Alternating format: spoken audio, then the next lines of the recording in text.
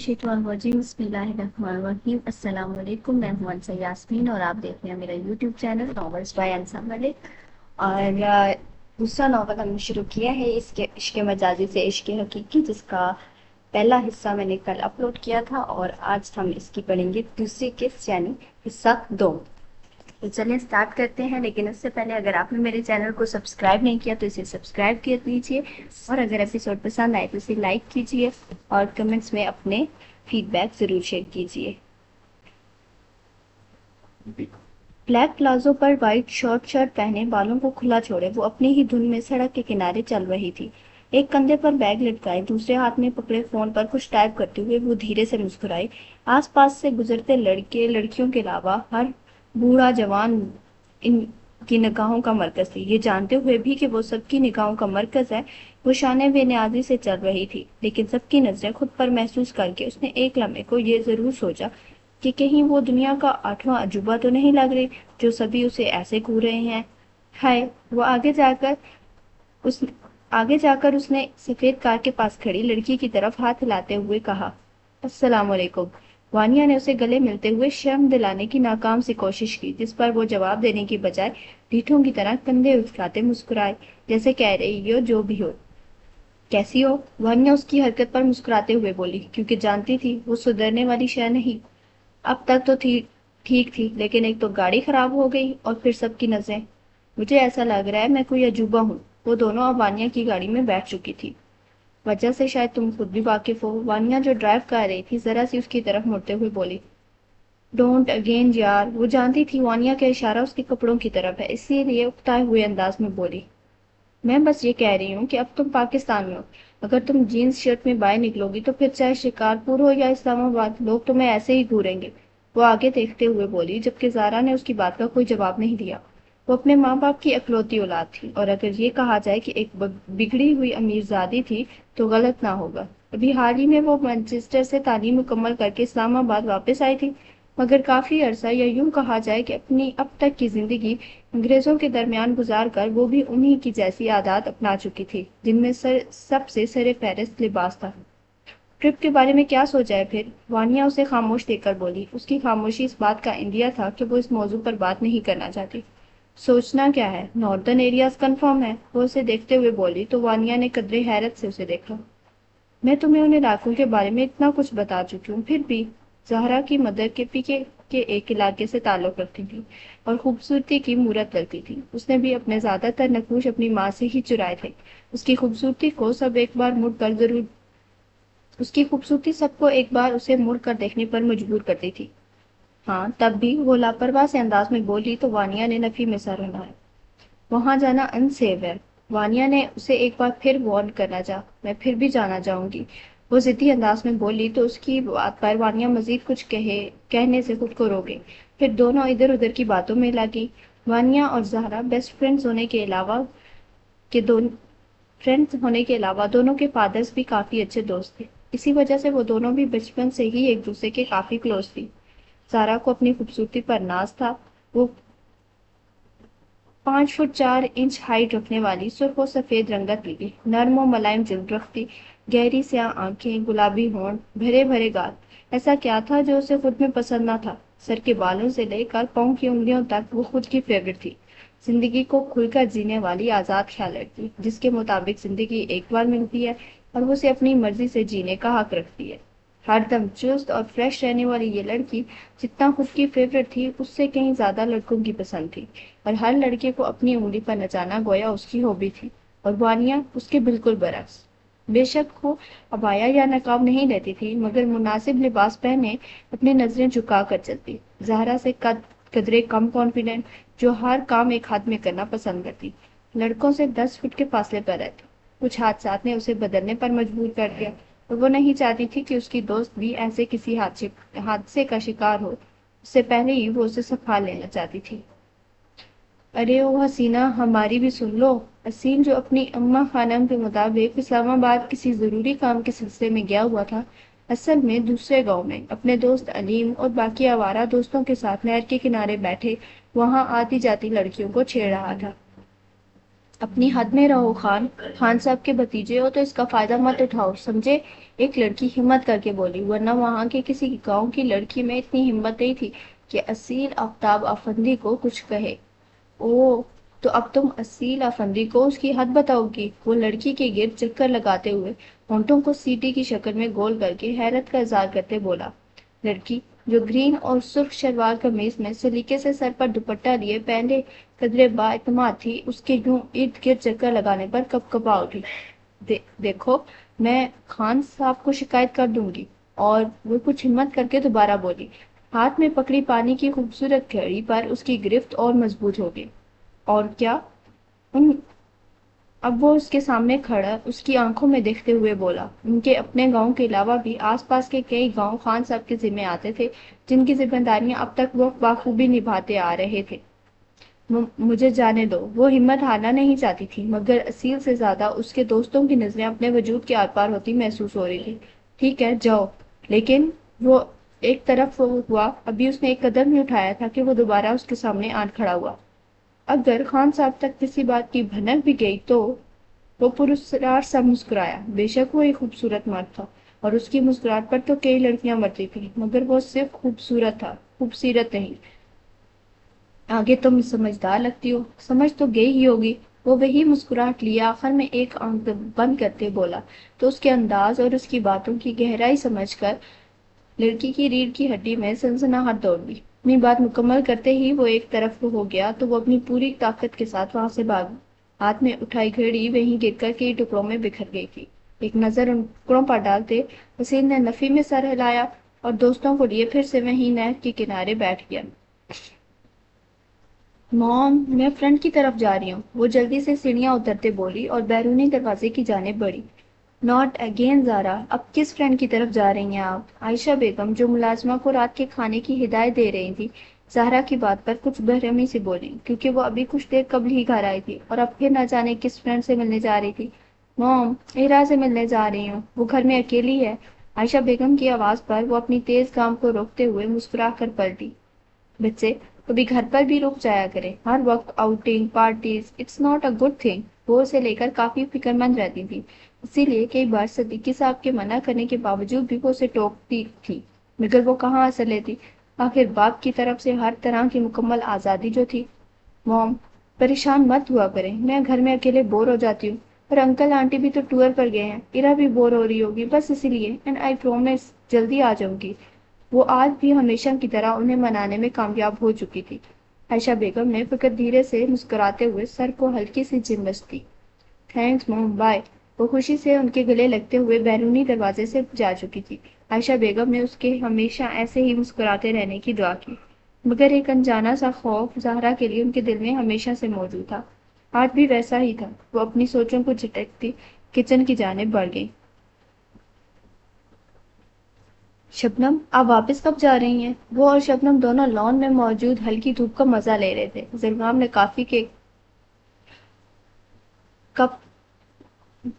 Cup کا سپ لیتے ہوئے موبائل پر کچھ ٹائپ کرتے ہوئے بولا، آپ کیوں پوچھ رہے ہیں لالا؟ وہ ایک نظر اپنے ہینڈسم لالا پر ڈالتے ہوئے بولی، ایسے ہی، کیونکہ مجھے آئے تو کافی دن ہو گئے نا۔ وہ موبائل بند کر کے کافی مانگے ایک بار پھر لبوں سے لگاتے ہوئے بولا، اچھا، تو کہیں آپ کو یہ تو نہیں لگ رہا کہ میں آپ کے لیے یعنی آپ سے ملنے اسلام آباد سے آئی ہوں؟ وہ نگاہیں رسالے پر جمائے شرارتی انداز میں بولی، نہیں، لیکن آپ آئی کیوں ہیں؟ وہ بھی اسی کے انداز میں بولا، لیکن اس کی بات سن کر شبنم کا منہ ضرور بن گیا، کیونکہ وہ ہاں میں جواب توقع کر رہی تھی۔ ظاہر ہے چھٹیاں گزارنے، وہ فوراً سے بولی، او یس، جنوری میں دسمبر ہالیڈیز منانے۔ مسکراہٹ چھپاتے ہوئے وہ اب بھی اسے تنگ کرنے کے موڈ میں تھا۔ آخر ان دونوں بہن بھائیوں کا رشتہ حویلی کے باقی سب لوگوں سے الگ جو تھا۔ سرگم کی بات پر شبنم کا چہرہ اتر سا گیا۔ وہ آپ کے لیے ہی آئی ہیں، اور میں بھی۔ اس سے پہلے کہ شبنم کچھ کہتی، دونوں زرمین کی آواز پر چمکے۔ جی؟ شبنم نے اس کی بات پر حیران کن انداز میں پوچھا، تو وہ تو زرمین کے انداز پر حیران تھی۔ میرا مطلب میں کافی لائی ہوں زر کے لیے۔ وہ شبنم کے حیران کن انداز اور اپنی بے اختیاری پر گڑبڑائی، مگر فوراً ہی سنبھلتے ہوئے بولی، لالا، زرگام لالا۔ زرگام نے بنا اس کی جانب دیکھے قدرے سخت لہجے میں کہا، کافی؟ اس نے زرگام کی بات گویا ہوا میں اڑائی۔ پی چکا ہوں اور آئندہ اس تکلف کی زحمت نہیں ہونی چاہیے. I hope I am clear. وہ کپ ٹیبل پر تقریباً پٹکتے ہوئے کھڑا ہوا. اپنی بات مکمل کر کے وہ اب بھی بنا اس پر نظر ڈالے وہاں سے جا چکا تھا. زرمین یہ کیا تھا؟ آپ جانتی ہیں نا لالا کو بالکل اچھا نہیں لگتا کہ کوئی ان سے اس طرح بے تکلفی سے بات کرے. سرگام کے جانے کے بعد شبنم زمین سے مخاطب ہوئی جس پر وہ بنا اس کی بات کا جواب دیے غصے سے پلٹی اور ایک نظر شبنم پر ڈال کر وہاں سے واک آؤٹ کر گئی. جبکہ شبنم کو زمین کے رویے سے زیادہ سرگام کے غصے کی فکر تھی کیونکہ جس انداز میں وہ اٹھ کر وہاں سے گیا تھا کافی خطرناک تھا اور اسے ڈر تھا کہ کہیں وہ یہ غصہ خود پر ہی نہ اتار دے کیونکہ وہ ہمیشہ سے ایسے ہی تھا، جلد غصے میں آ جانے والا. مگر وہ غصہ کسی اور پر نہیں بلکہ خود کو نقصان پہنچاتا خود پر تھا. شبنم آپ فکر مند انداز میں اندر کی جانب بڑھی تاکہ زرگام سے بات کر کے اسے پرسکون کر سکے. میں نے آپ سے کتنی مرتبہ کہا ہے کہ خان صاحب سے بات کریں مگر آپ کو فرصت ملے تب نہ. رحیلہ خانم بڑبڑاتے ہوئے کمرے میں داخل ہوئی اور آفتاب صاحب سے مخاطب ہوئے جو کسی کتاب کے رسالے میں مصروف تھے. کیا ہوا؟ وہ رحیلہ خانم کو غصے سے کچھ ادھر ادھر رکھتے دیکھ بولے، ساتھ ہی اپنی اینک بھی اتار کر سامنے ٹیبل پر رکھی. آپ نے بات کی خان صاحب سے؟ وہ آفتاب صاحب کو اپنی جانب متوجہ دیکھ کر فوراً ہی ان کے پاس چلی گئی. کس بارے میں بات کرنی تھی؟ انہوں نے کچھ سوچتے ہوئے پوچھا. تو کیا مطلب کس بارے میں؟ میں نے کل رات ہی تو آپ سے بات کی تھی. وہ انہیں پچھلی رات کا حوالہ دے کر یاد دلاتے ہوئے بولی مگر قدرے ڈر بھی گئی تھی کیونکہ آفتاب صاحب پہلے ہی انہیں منع کر چکے تھے. تو دوبارہ کہہ دیں. وہ واپس اینک پہنتے ہوئے بولے. کچھ حد تک وہ سمجھ چکے تھے کہ وہ کیا کہنا چاہتی ہیں، اسی لیے اپنے غصے کو کنٹرول کرنے کے لیے دوبارہ اپنے کام کی جانب متوجہ ہو گئے. اصیل اور شبنم. بس روحی خانم. ان کی بات مکمل ہونے سے قبل ہی وہ قدرے غصے سے انہیں روک چکے تھے. ہم شاید کل ہی آپ کو اس بات کا جواب دے چکے ہیں، پھر بار بار ایک ہی بات دہرانے کا مقصد جان سکتے ہیں. وہ اب بھی نظریں اپنے سامنے موجود کاغذوں پر مرکوز کیے ہوئے تھے جبکہ ان کا نام سے پکارنا رحیلہ خانم کو ان کے شدید غصے کا اندیا دے رہا تھا. مجھے لگا کہ کیا لگا آپ کو؟ خان صاحب اپنی ہونہار سلجھی ہوئی لائق بچی آپ کے ایک نمبر کے آوارہ لڑکے کو تھالی میں سجا کر دے دیں گے؟ وہ غصے سے پین ٹیبل پر پٹکتے ہوئے کھڑے ہوئے تو وہ بھی 2 قدم پیچھے ہوئے. وہ آپ کا بھی بیٹا ہے. وہ کچھ ہمت کر کے بولے. جانتا ہوں، اور آپ کی اطلاع کے لیے عرض ہے کہ آپ کے ہونہار، بلکہ آپ کے لفظ میں کہوں تو بیسٹ بیٹے کے کرتوتوں سے بھی اچھے سے واقف ہو.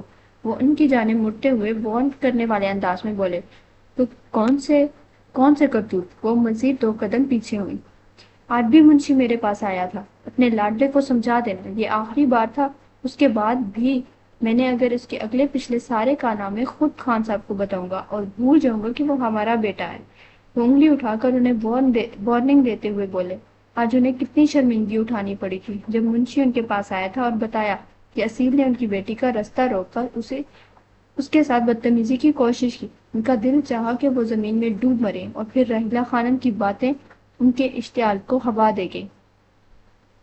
اور خان صاحب کی سزا سے تو واقف ہی ہیں. اگر وہ اپنی لاڈلی بہن کو سزا دے سکتے ہیں تو بھتیجے کو دینا کوئی مشکل نہیں ہوگا.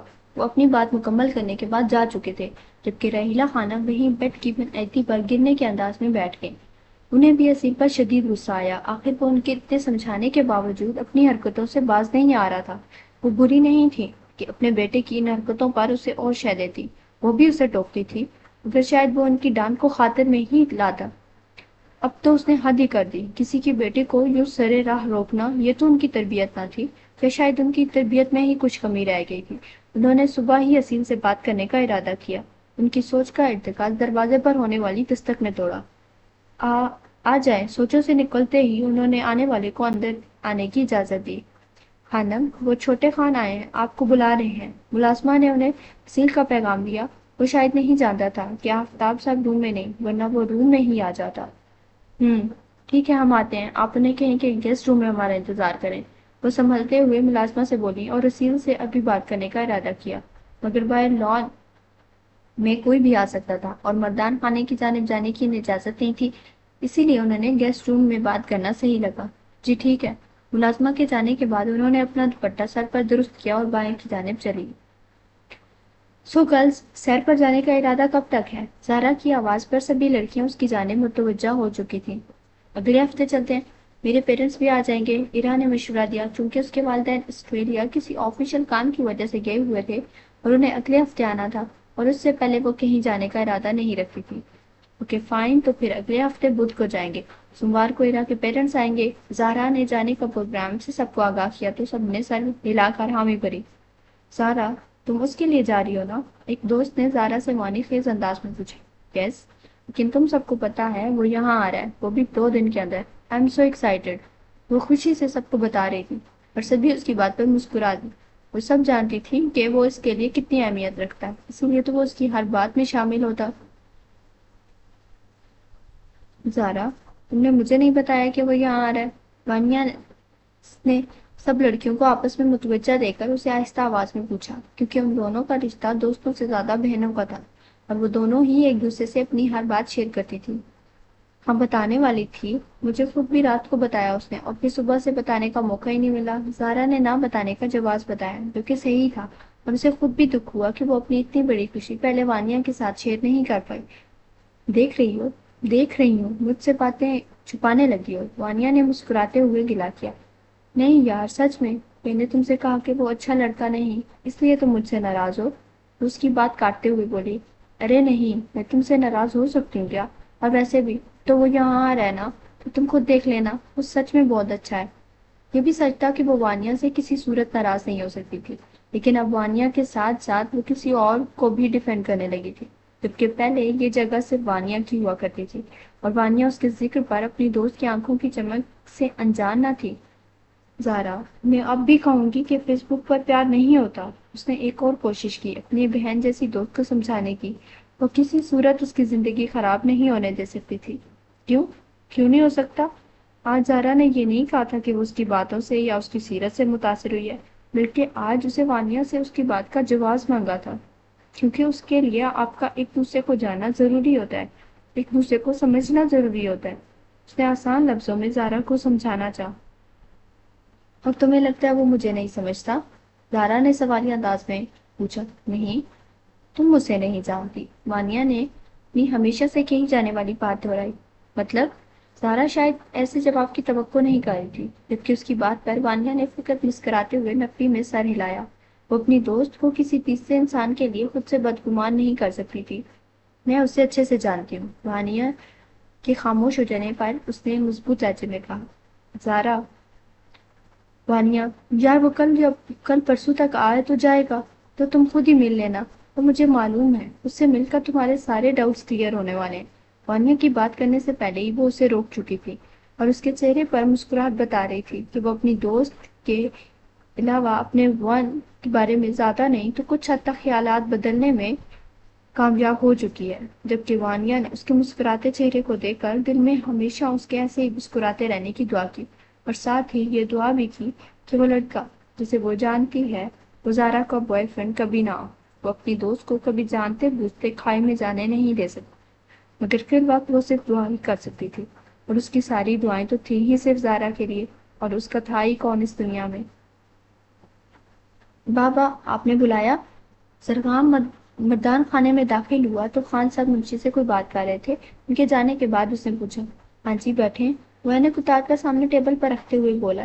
مردان خانے کی ایک دیوار کے ساتھ چارپائیاں، دوسری دیوار کے ساتھ کرسیاں رکھی ہوئی تھیں، دونوں کے درمیان میں ٹیبلز رکھے گئے تھے، ایک دیوار کے ساتھ اونچی ٹیک والی کرسیاں اور اسی دیوار کے ساتھ اندر آنے کے لیے دروازہ تھا جو اندر یعنی مردانے میں کھلتا، اور ایک دروازہ باہر کی جانب کھلتا۔ آگے کا کیا ارادہ ہے آپ کا؟ وہ اب مکمل طور پر اس کی جانب متوجہ ہوئے۔ کچھ دنوں میں انشاءاللہ چچا جان کے ساتھ جاؤں گا۔ وہ نظریں جھکائے ان کے سامنے مؤدب سا بیٹھا، ہمیشہ کی طرح چہرے پر سختی لیے مگر لہجہ نرم تھا۔ کیوں؟ کچھ دن انتظار کی وجہ؟ وہ اس کے چہرے پر نظریں جمائے مکمل سنجیدگی سے پوچھ رہے تھے۔ ابھی 1-2 دن میں اسلام آباد جانے کا ارادہ ہے، اس نے اپنے پروگرام سے آگاہ کیا۔ شبنم کے ساتھ ہی جانے کا ارادہ ہے آپ کا؟ جی، اس نے مختصر سے جواب دیا۔ خیریت کا کام؟ کب تک نکلیں گے؟ دونوں اینک لگاتے ہوئے بولے۔ کل شام میں نکلیں گے۔ نہیں، کوئی کام نہیں تو نہیں، احمد سے ملنا ہے، اس نے تفصیل بتائی۔ چلیں، سنبھل کر جائیے گا۔ آفتاب صاحب اور بہرام صاحب اندر داخل ہوئے تو وہ دونوں کو سلام کہہ کر نکل گیا۔ اب تینوں بھائی اپنے کام کی باتوں میں مصروف ہو چکے تھے۔ मोम मैं रात देर से आऊंगी। हमेशा की तरह वो हवा के घोड़े पर सवार उनसे पूछने की बजाय उन्हें बता रही थी। ज़ारा बेटा, बच्चे देर तक घर से बाहर रहना सेफ नहीं होता, लेकिन आपको मेरी बात समझ ही नहीं आती। वो उसके नज़दीक आकर प्यार से उसे समझाते हुए बोली। ओ मोम, मैं कोशिश करती हूँ लेकिन फिर भी लेट हो जाती हूँ। उनके प्यार से समझाने पर उनके गले में बाहें डाली शर्मिंदगी से मुंह बसोरते हुए बोली, अरे बच्ची है, यही तो उम्र है उसकी एंजॉय करने की। पार्टीज नहीं करेगी तो फिर कब करेगी? जाए बेटा। उससे पहले कि आयशा बेगम कोई जवाब देती, सिद्दीकी साहब ने हमेशा आग की तरह उसे जाने की इजाजत दी, जिस पर वो खुशी से उनके गले लगे। थैंक्स पापा, बाय मॉम। वो इजाजत मिलते ही जल्दी से बाहर को भागी। आप तो आजकल के हालात से वाकिफ हैं, फिर कैसे ज़ारा को रात देर तक घर से बाहर रहने की इजाज़त दे सकते हैं? ज़ारा के जाने के बाद जब सिद्दीकी साहब भी जाने लगे तो आयशा बेगम उनसे मुखातिब हुई। क्यों? क्या हुआ हालात को? वो तो ऐसे लापरवाही से गुम हुए जैसे हालात से वाकिफ ही ना हो। आजकल के लड़कों को आप जानते हैं, कितने शॉर्ट टेम्पर के होते हैं। और फिर आए दिन न्यूज़ में लड़कियों के अगवा और उनके साथ ज्यादती की खबरें सुनकर भी आपके को हालात ठीक लगते हैं? वो उनके करीब आकर उन्हें कन्विंस करने वाले अंदाज में बोली। अरे अपने चैनल्स की रेटिंग बढ़ाने के लिए ये कुछ भी चलाते हैं और लोग भी पैसे लेकर मान जाते हैं। हैदर अली सिद्दीकी मुल्क के कामयाब और बड़े बिजनेसमैन में से एक थे, जिन्हें अपनी कामयाबी पर हद से ज्यादा गुरूर था। अपनी इकलौती बेटी को हर तरह की आज़ादी और आराइश देकर वो खुद को एक अच्छा बाप समझते थे, और आयशा बेगम की ज़ारा के लिए फिक्र को दकियानूसी सोच और हथकंडे समझते कि वो उन्हें अपनी जाने मुतवज्जा करने के लिए अपनी बेटी का सहारा लेती और इसीलिए उनकी हर बात से इख्तलाफ करते। आपको आने वाले वक्त से डर नहीं लगता? और आज शायद खुलकर बात करने के मूड में थी, इसीलिए उनसे इतनी लंबी बहस में पड़ रही थी, वरना हमेशा तो उनके दरमियान बात दो जुमलों से ज्यादा ना होती। एक लड़की का बाप होकर आप इन लड़कियों के फादर्स पर उंगली उठा रहे हैं, वो भी इतने यकीन से। उन्हें कभी कभी सिद्दीकी साहब की बातों से खौफ आता, और आने वाले वक्त से भी न जाने कब खुदा उनकी रस्सी खींच ले और उनके गुनाहों की सजा की जद में उनकी ज़ारा आ जाए। हाँ तो क्या गलत बोला? वो लापरवाही से कहते सोफे पर जा बैठे और नजरें एलईडी पर चलती खबरों पर जमा दी। ठीक, रेटिंग के लिए भी चलती होंगी खबरें, मगर क्या एहतियात करने में कोई हर्ज है? वो उनकी लापरवाही देखकर हमेशा की तरह हारने लगी थी। तो क्या एहतियात के नाम पर बेटी को घर बिठा दूं? आयशा बेगम की मुसलसल बहस से तंग आकर वो गुस्से से तकरीबन चिल्लाए। मैं ये नहीं कह रही, लेकिन रात देर तक घर से बाहर रहना शरीफ घराने की लड़कियों को जेब नहीं देता हैदर। आज उन्होंने गुस्से में देखकर भी खामोश नहीं हुई, क्योंकि मामला उनकी बेटी का था और कुछ दिनों से उनको कुछ अजीब ख्वाब आ रहे थे ज़ारा को लेकर, इसीलिए वो और भी ज्यादा परेशान हो गई थी। तो तुम्हारे कहने का मतलब है मेरा खानदान शरीफ नहीं? वो ना जाने बात को क्या रुख दे रहे थे। मैंने आपके खान मुझ पर मेरे खानदान पर उंगली उठाने से पहले अपने गिलबान में झांक लो कि तुम कहाँ से और कैसे आई हो आयशा बेगम। और यही बात थी जो उन्होंने आज तक नहीं देखी, और आज इस बात का ताना देकर वो आयशा बेगम की हर तरह की फहमियों को दूर कर चुके थे। सो ये थी आज की एपिसोड। आई होप आप लोगों को ये एपिसोड पसंद आई होगी। अगर ये किस्सा आपको पसंद आई है तो इसे लाइक कीजिए, मेरे चैनल यानी नॉवल बाय अंसम को सब्सक्राइब कीजिए और कमेंट्स में अपने फीडबैक शेयर कीजिए। नेक्स्ट एपिसोड तक के लिए अल्लाह हाफिज।